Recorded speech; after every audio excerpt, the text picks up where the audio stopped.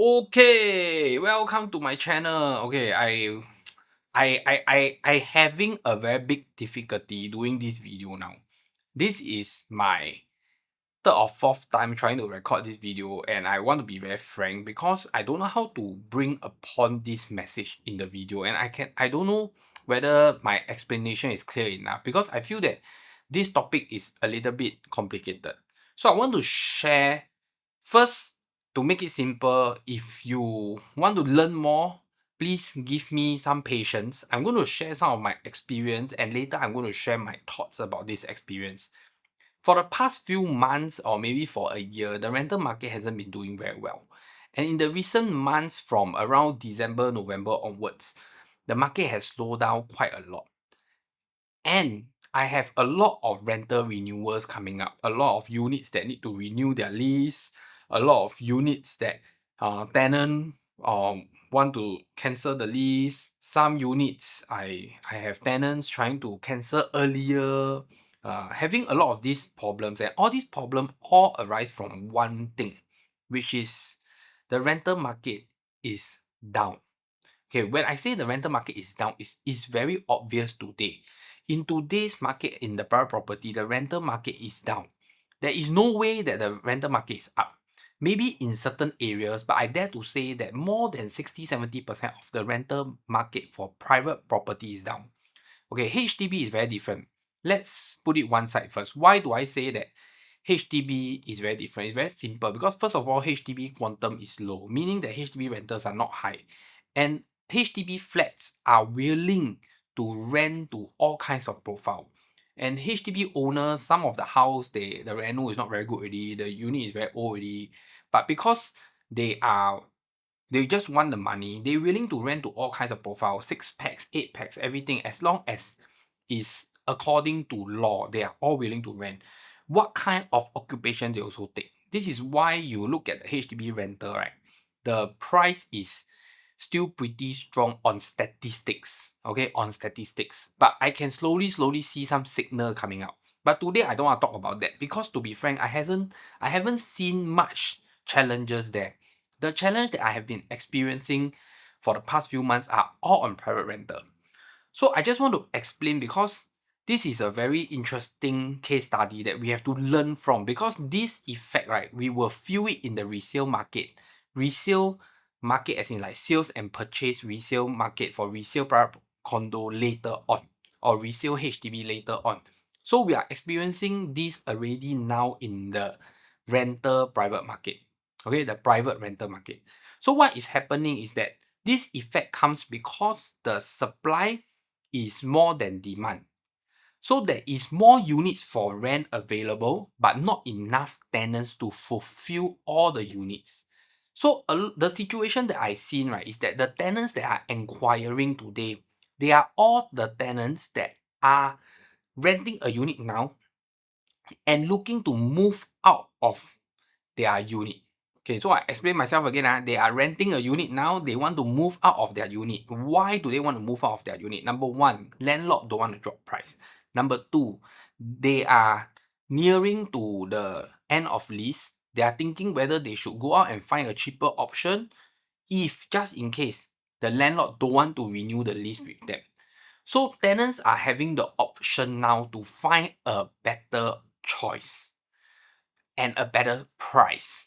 So this is a very challenging moment because while I am trying to find a tenant for my landlord, a lot of these tenants are not ready tenants. They are not like, oh, I need to move. I need a place to rent now. So I come and see your unit. They are in the mindset where I come and see. If you are cheaper, I may consider. If you are not cheaper, or even if you are cheaper, I will use you as a target to go and tell my landlord to lower the price. The tenants will always be more willing to renew the lease because it's easier to stay put, don't move. Because moving, you need to pack, you need to move to a new place, you need to adapt to the new place. There's a lot of cost involved. So for tenants, right, they are more willing to renew their lease. But how to renew the lease and persuade the owner to drop price?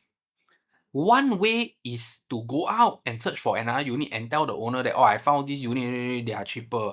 So are you willing to drop your price? I found this unit, are you willing to drop? If you don't drop, I will move to this unit. This is what is happening in the market today. So all these tenants, they have options to leave if the landlord don't want to drop the price. So this is a big problem in the market today because the tenants, they have better choice. Number one, okay, they are looking to cancel their lease earlier because they want to force landlord to drop price. So some of the contract doesn't allow early lease, uh, uh, early termination. Some of the contract do. So those contract that allow early termination, tenant will take advantage, try to move out of the unit so that they can move to a cheaper option, or try to, I don't know whether the word threaten, okay, maybe don't use threaten, but try to negotiate with the owner to say that, okay, you don't want me to move, can, you drop the price, or you drop to a lower price, then I will stay lah. So all these things are happening in the market today. So a lot of my viewings, when I'm trying to market a unit, trying to find tenant for my landlord, a lot of my viewings are tenants that are not serious tenants. Okay, they are not serious tenants, meaning that they are not ready to rent your unit. They are not out there to say that I want to rent your unit. They are out there to see, maybe I will rent your unit, maybe I will stay put. So they have a choice to stay put. So this has created a problem because if a landlord lose their tenant today, it means that another landlord will gain a tenant. Okay, so I explain to you, means if one of the tenant come and rent my unit, somebody will lose a tenant. So in the current market situation, right, there is not enough tenants, but there's higher number of units for rent in the market. So this is what we are trying to say, is that this is a situation where last time where we say, oh, you see rental price go up. Why? Because there's not enough units, and there is a lot of tenants that want to find unit, they cannot find. So the price just keep going up. But now we are on the opposite side of the coin now. Now we have not enough tenants, but a lot of available units. This situation to me is not improving. It's not a good situation. I've been handling all these rental problems for the past few months. What I learned from this situation today is that it takes about 1 year for a struggle to happen. So what happened is, I think this happened like last year, but the impact was not big because the landlord and the tenant, they are struggling. They want to see who win in the end.